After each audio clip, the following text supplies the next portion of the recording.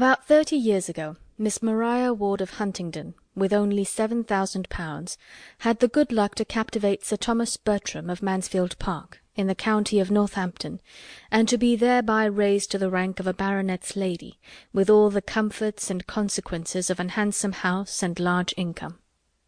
All Huntingdon exclaimed on the greatness of the match, and her uncle the lawyer himself allowed her to be at least £3,000 short of any equitable claim to it.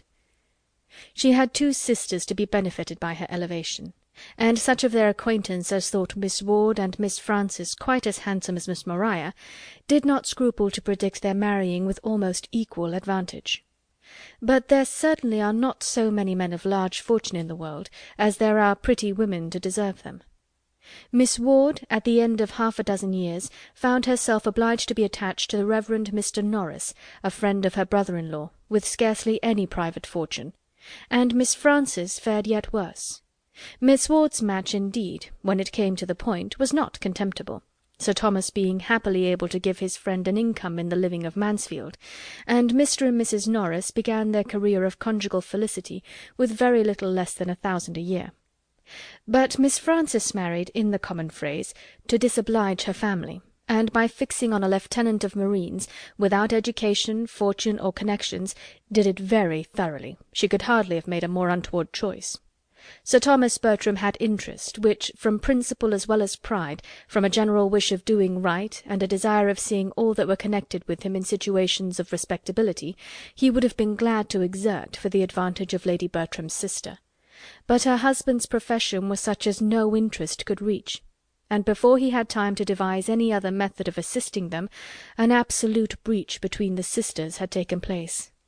It was the natural result of the conduct of each party, and such as a very imprudent marriage almost always produces.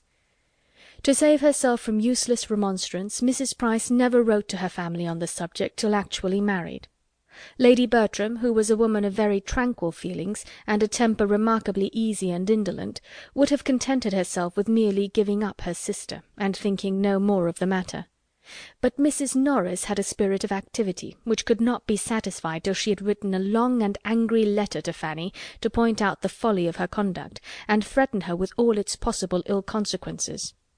Mrs. Price in her turn was injured and angry, and an answer which comprehended each sister in its bitterness, and bestowed such very disrespectful reflections on the pride of Sir Thomas as Mrs. Norris could not possibly keep to herself, put an end to all intercourse between them for a considerable period.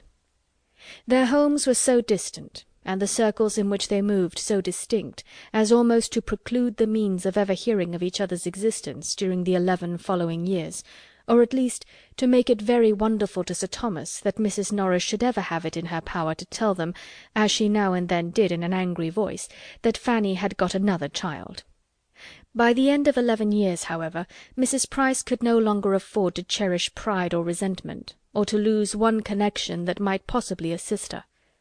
A large and still increasing family, an husband disabled for active service, but not the less equal to company and good liquor, and a very small income to supply their wants, made her eager to regain the friends she had so carelessly sacrificed, and she addressed Lady Bertram in a letter which spoke so much contrition and despondence, such a superfluity of children, and such a want of almost everything else, as could not but dispose them all to a reconciliation. She was preparing for her 9th lying-in, and after bewailing the circumstance, and imploring their countenance as sponsors to the expected child, she could not conceal how important she felt they might be to the future maintenance of the 8 already in being. Her eldest was a boy of 10 years old, a fine-spirited fellow, who longed to be out in the world. But what could she do? Was there any chance of his being hereafter useful to Sir Thomas in the concerns of his West Indian property? No situation would be beneath him. Or what did Sir Thomas think of Woolwich? Or how could a boy be sent out to the East? The letter was not unproductive. It re-established peace and kindness. Sir Thomas sent friendly advice and professions, Lady Bertram dispatched money and baby linen, and Mrs. Norris wrote the letters. Such were its immediate effects, and within a 12-month a more important advantage to Mrs. Price resulted from it.